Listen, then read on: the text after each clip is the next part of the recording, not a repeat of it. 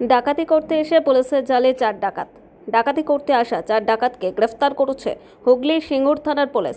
Police সূত্রে জানা যায়, গত রবিবার সিঙ্গুর থানার অন্তর্গত নোয়াপাড়া এলাকায় দিল্লি রোডের উপরে একটি অনলাইন বিপণন সংস্থার গোডাউনে ডাকাতির উদ্দেশ্যে যায় 4 দুষ্কৃতী। গোডাউনে প্রবেশ করার পরে স্বয়ংক্রিয় ঘণ্টা বেজে ওঠে। এরপর 4 জন পালাতে গেলে বিপণন সংস্থার কর্মীদের হাতে একজন ধরা পড়ে যায় এবং তাকে পুলিশের হাতে তুলে দেওয়া হয়। ধৃতের নাম সন্দীপ যাদব, বাকি 3 জন পালিয়ে যায়।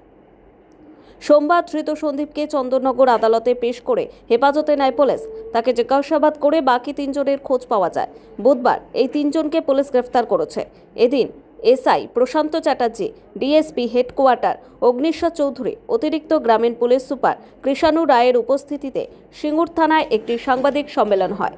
এই সম্মেলনে কৃষাণু রায় জানান, গত 25/8/2024 তারিখে একটি ডাকাতি হয়েছিল। ডাকাতিটা হয়েছিল আমাদের নোয়াপাড়া এলাকায়, যেটা ইনস্টাকার্ট সার্ভিস প্রাইভেট লিমিটেড আছে। সেখানে 5 জন দুষ্কৃতী সেখানে ঢুকে ডাকাতির উদ্দেশ্যে এবং সেখান থেকে কিছু টাকা পয়সা এবং অন্যান্য যাবতীয় জিনিস নেয় এবং তারপরে ওখানে একটি অ্যালার্মের শব্দে ওরা দুষ্কৃতীরা পালিয়ে যেতে চায় এবং সেখানে হাতে নাতে একজনকে ধরা হয় এবং তাকে আমরা অ্যারেস্ট করেছিলাম 26 তারিখ, যার বাড়ি ছিল বিহারের মহুয়া প্রিয় সাহানারিয়া। ওনার বাড়ির নাম হচ্ছে সন্দীপ যাদব।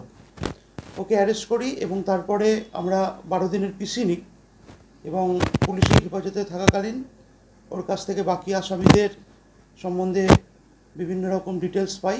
তারপরে আমরা রেড করে চুচুড়া থেকে আমরা আরও 3 জনকে অ্যারেস্ট করি আজকে। তো যে 3 জনকে অ্যারেস্ট করা হয়েছে তাদের নাম হচ্ছে প্রশান্ত দাস, 2 নম্বর হচ্ছে রাজকুমার যাদব, দিব্যেন্দু চ্যাটার্জি এবং রাজু পাল। এই 3 জনকে আজকে অ্যারেস্ট করা হয়েছে এবং একে আমরা কালকে ফরওয়ার্ড করবো। এই 3 জনকে করে এদের আমরা পিসি নেব। তাতে আমরা এদের সাথে আর কে যুক্ত আছে বা এই কাজের সঙ্গে যে গাড়িটা ব্যবহার করা হয়েছে বা যে সমস্ত জিনিস এরা লুট করে নিয়েছে এবং যে অস্ত্র এরা ব্যবহার করেছে সেগুলো আমরা উদ্ধার করার চেষ্টা করছি। ধৃতদের বৃহস্পতিবার চন্দননগর আদালতে পেশ করে পুলিশি হেফাজতে নেওয়া হয়েছে। ধৃতদের নাম রাজকুমার, রাজুপাল ও দিব্যেন্দু চ্যাটার্জি। হুগলি থেকে বন্দনা ভট্টাচার্যের রিপোর্ট, নিউজ দিগন্ত বার্তা।